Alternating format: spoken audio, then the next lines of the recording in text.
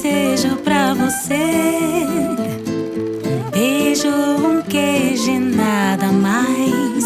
Que esse amor seja eterno enquanto cure e que a felicidade te procure.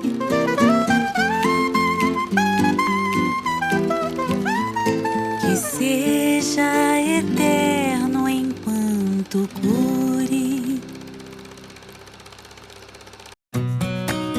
Hoje nosso episódio é na cidade de Belmiro Braga, em Minas Gerais. E vamos conhecer a história da queijaria La Porta. Aqui, cada pedaço de queijo é um convite para descobrir histórias moldadas pelo tempo e pelo amor a lembranças afetivas de família, onde o artesanal encontra o inovador e a tecnologia, tudo em perfeita harmonia. Dudu, a fazenda fica em Belmiro Braga, que é um município em Minas Gerais, na divisa com o estado do Rio de Janeiro.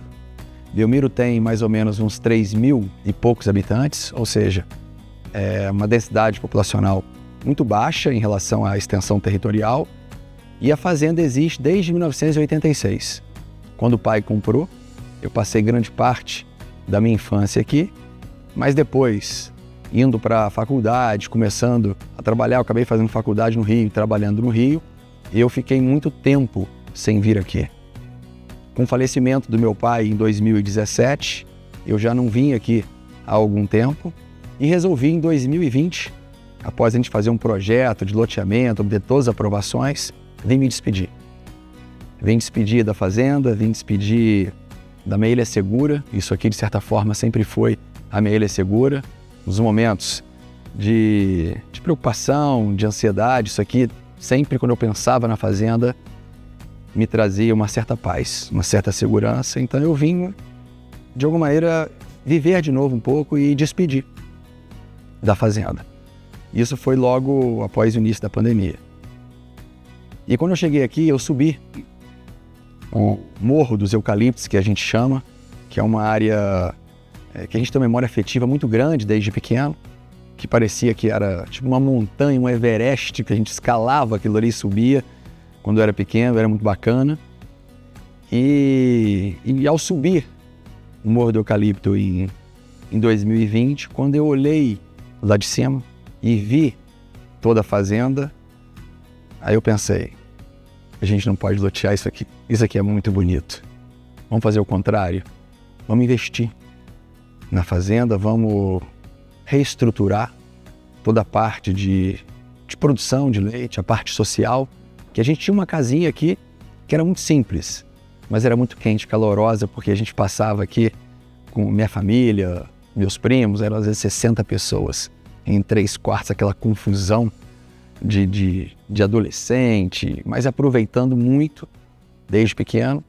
E a gente resolveu investir tanto na área social, numa construção de uma nova sede, para resgatar essa memória afetiva da nova geração dos meus filhos, dos meus amigos dos meus filhos, e, ao mesmo tempo, rever um pouco a parte de produção, em que a gente queria focar agora não mais em quantidade, mas talvez um foco agora um pouco mais direcionado na qualidade do leite, já que o queijo passou a ser o protagonista da fazenda.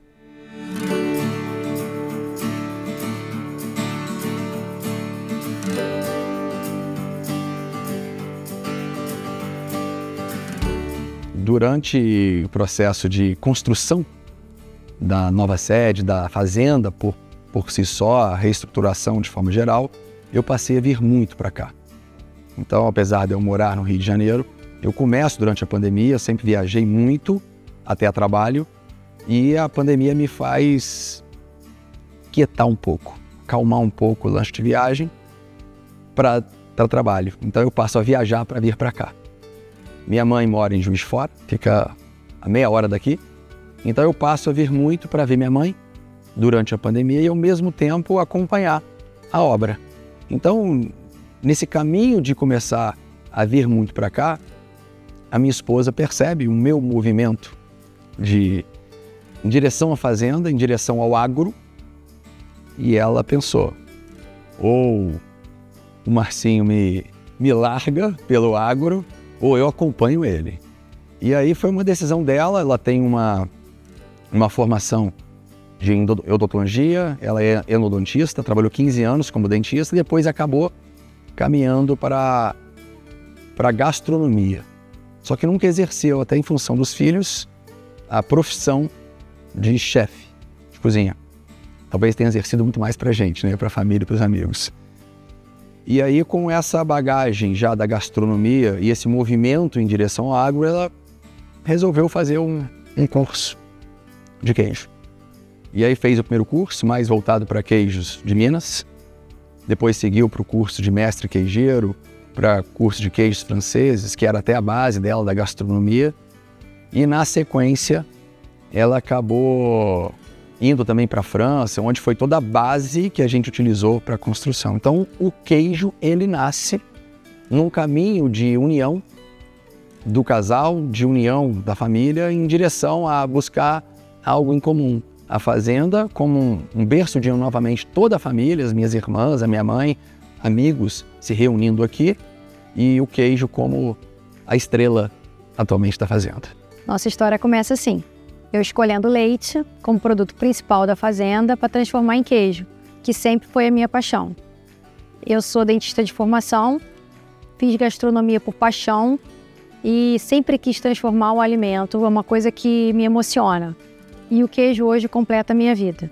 Eu venho aqui com o maior prazer do mundo transformar esse alimento que é o leite num queijo, que é um alimento vivo, que se transforma todo dia, que é cheio de desafios, assim como a gente.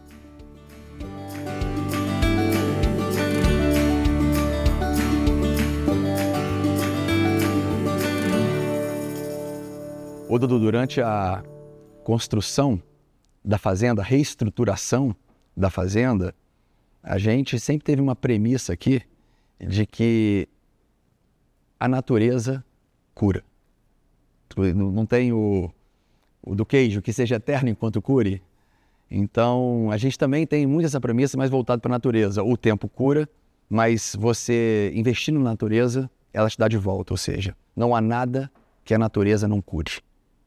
Então, esse foi o grande slogan que a gente fez e por isso a gente começou a reinvestir cuidando muito da natureza. Até porque quando você cuida da natureza, você acaba curando feridas também que você tem. Então, por isso que essa frase ficou muito forte, não há nada que a natureza não cure. Com isso, a gente começa a fazer uma nova visão de construção da fazenda. Tirando o conceito muito tradicional de que eu só usufruo da terra, eu só uso da terra, mas eu não dou nada em troca, eu não dou nada de volta à terra. Então a gente quis fazer essa troca, essa simbiose com a natureza, cuidando, e a gente sempre vai recebendo muito mais do que a gente dedica. Então a gente quis associar todo um cuidado com a terra, mas atrelado a isso uma tecnologia.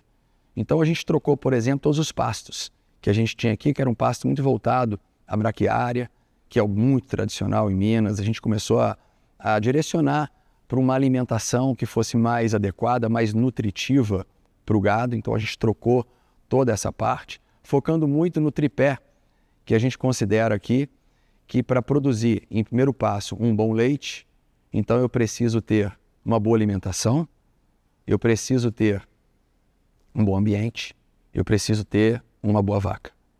Então, a alimentação foi o foco que a gente começou a dar de maneira muito intensa, a trocar os pastos, a melhorar a qualidade da água que a gente tem aqui. Então, a gente focou em trazer uma água que fosse pura, em relação a poço artesiano de 150 metros, a gente perfurou, então a água vem debaixo da rocha, com uma pureza muito grande. A gente faz avaliação contínua da água, seja em relação à queijaria, seja em relação às vacas. O próprio alimento, a gente tentando cada vez mais ter um alimento que seja totalmente produzido aqui. E o ambiente adequado, com a construção que a gente fez do panteão, a gente chama panteão pelo templo sagrado, que a gente considera das vacas, que a gente cuida muito bem dela. Então todo o bem-estar está por trás disso que a gente tem, a tecnologia envolvida também na construção do panteão e a própria vaca. Aqui no panteão, onde a gente optou pela criação das vacas no modelo de compost bar. E neste modelo, para a construção do galpão, a gente buscou uma tecnologia nova, que é o modelo de construção em MLC, que é a madeira laminada colada ou a madeira engenheirada.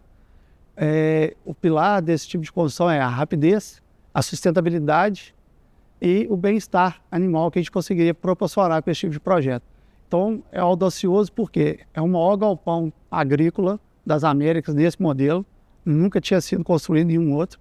É um galpão de 40 metros de vão livre por 60, então são 2.400 metros quadrados que abrigam toda a nossa criação, toda a nossa ordem. E para o modelo de construção, parte de uma laminação de madeiras coladas, que a gente tem desde os arcos, a madeira curvada e a madeira reta.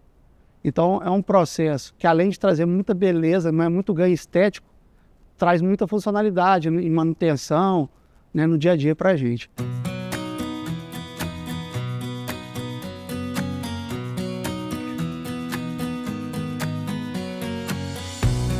Dudu, e hoje eu consigo entender meu sogro, que a vida dele era fazenda, porque a fazenda era a extensão dele. E hoje a fazenda é a extensão da gente. Então é difícil realmente você entender quando você não vive essa vida.